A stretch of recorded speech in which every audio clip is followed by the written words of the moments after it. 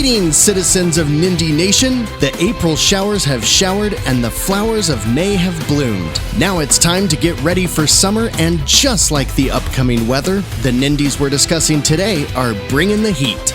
You know that feeling when you're blasting your way through waves of surrounding enemies, or just about to cross a 100-hit combo, your grip tight on the controller, your eyes laser focused, and the world around you blurs as you focus on the task at hand? We love that here at Nindie Nation, and today's episode of Nindies We Love is all about 5 independently developed games for the Switch with outrageous action that will turn your knuckles white.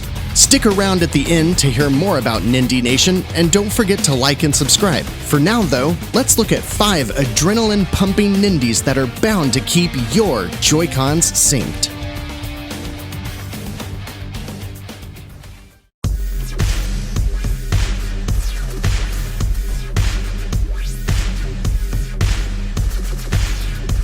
While developer Two Tribes is best known for the cute and cuddly Toki Tori, Rive is the most recent release by the 3-person team, and its tone could not be more different.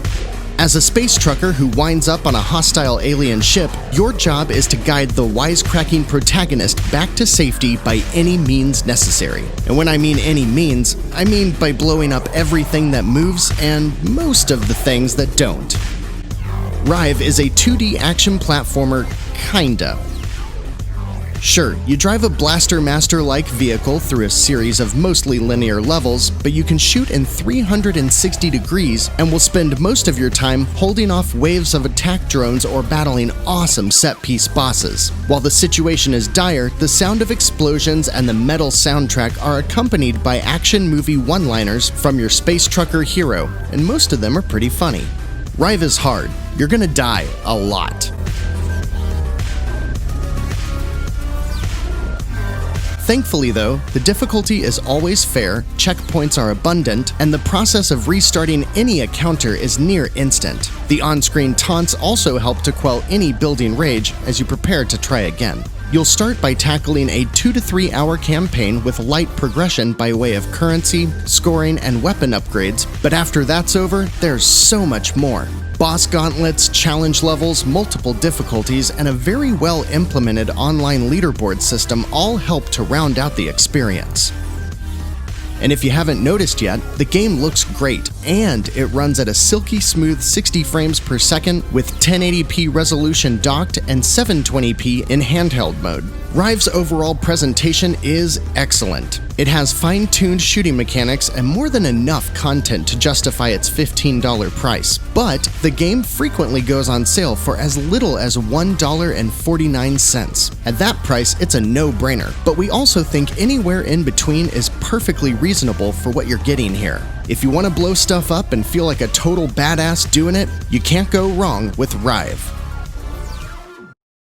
And if you really need to just let some aggression out, there are few better places to turn than to Gabe Kazio and Devolver Digital's Ape Out, which is regularly $14.99, but sees a frequent 50% off discount, making it only $7.49, and that's where we recommend you jump in. It's hard to know where to start with this one. You play as an ape, and your goal is to escape from the laboratory where you've been held captive, and let me tell you, this monkey is pissed. As you make your escape, you'll mow down a near infinite stream of enemies consisting of security guards with batons and scientists who have no reason to be carrying fully automatic weapons. Well, I guess there is a bloodthirsty maniacal ape on the loose.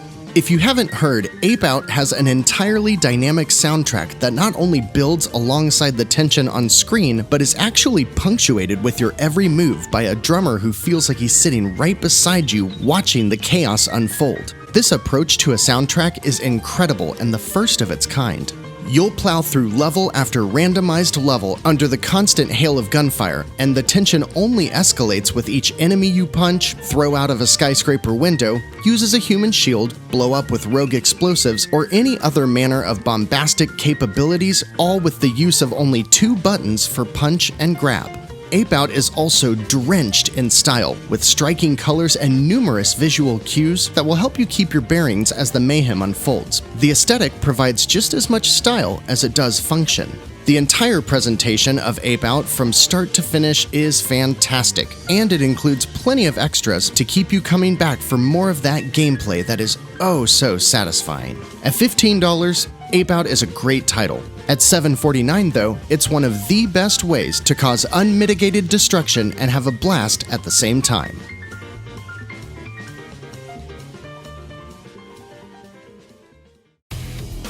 Fury Unleashed is a completely different animal, no pun intended, because this side-scrolling roguelike plays a lot like Dead Cells if it took place in the world of Predator. The team at Awesome Games Studio, an admittedly confident yet suitable name, has done something truly rare nowadays. They took the tried-and-true roguelike formula of play, die, upgrade, and try again, and really put their mark on the genre in a way that few other developers have.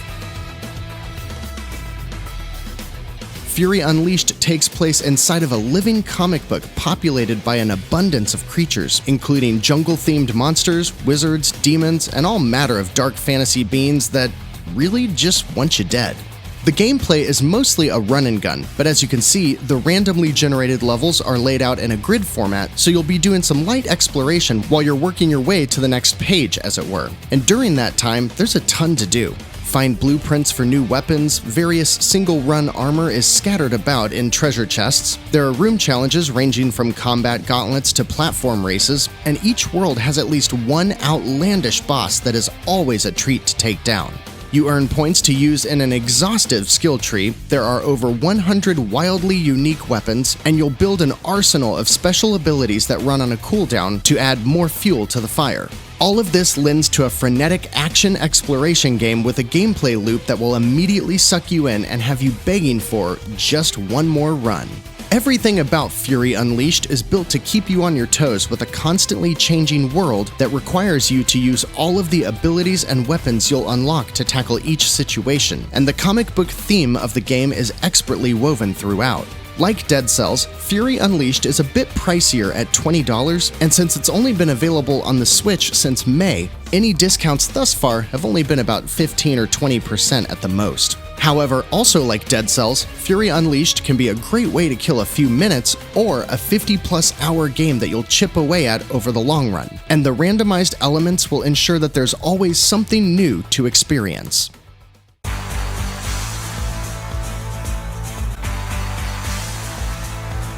I have to hand it to Nuclear Throne. I was provided a copy of this game way back when I attended the first PlayStation Experience event back in 2015, and after getting back to my hotel, I decided to try out this little indie game even though I rarely played much of anything independently developed. My, how the times have changed, huh? Nuclear Throne is one of the most traditional twin-stick roguelikes you'll find. Pixelated graphics, randomized levels, a mix of characters, and some unlockables, but no permanent upgrades. Everything you find is only active for that run.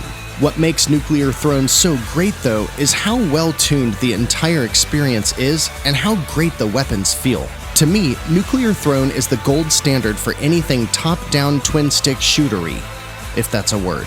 The game is tough as nails though, and to this day I've only ever completed the whole run once or twice, and I've put over 40 hours into this one across multiple platforms.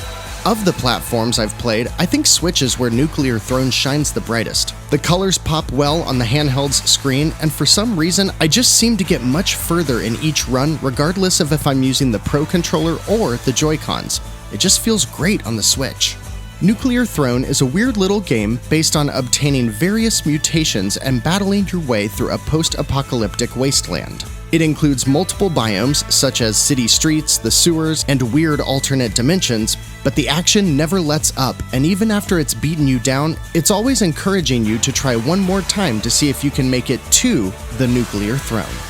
Sitting at $13.99, I do think Nuclear Throne is just a little pricey, and I would really like to see it at $10, but the title has gone on sale multiple times since releasing in early 2019, and can often be found for as little as $3 to $5. At that price especially, Nuclear Throne is an easy recommendation for what is probably the toughest game on this list, but also one that never runs out of things for you to blow up.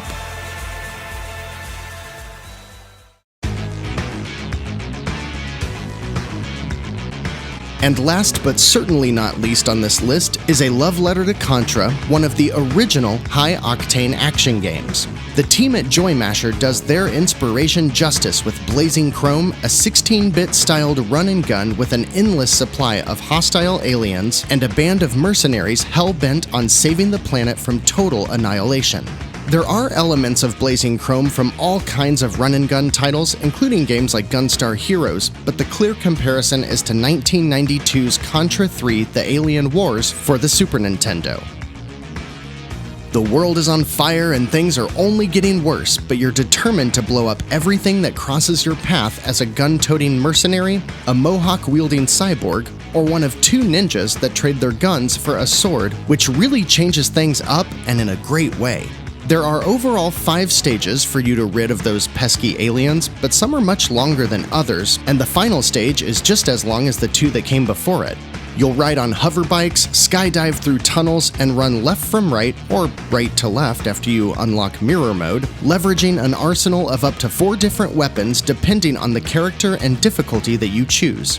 And like most of this list, Blazing Chrome is not afraid to crank up the heat, but you've got multiple difficulty modes and a couple of accessibility options available to tailor that difficulty so you can see the entire game, including the extra content, regardless of your skill level. Just know that if you come looking for a challenge, there is no lack of it here. The only criticism I have against Blazing Chrome is that the entire game can be seen within an hour, but the extra modes, and especially the additional characters, really do mix it up enough to add a couple more playthroughs at least. It's a title we recommend, but with a list price of $16.99, I'd recommend waiting for a sale unless you know you're going to squeeze out every last drop of the challenge this game has to offer. Otherwise, Blazing Chrome looks great, feels great, sounds great, and is an absolute winner for fans of classic run-and-gun games. So there you have it, 5 action-packed games that will fill your screen with explosions and provide plenty of heat inside if the outside world is just too much to bear. I know, we've all been there. Did I miss something? Are you picking one of these up, or are one of these already a favorite of yours? Sound off in the comments below and hit us up on Twitter at Nindie Nation. Nindie Nation is a weekly podcast that touches on every single new release for the Nintendo Switch from independent developers, and we'd love it if you'd give us a listen.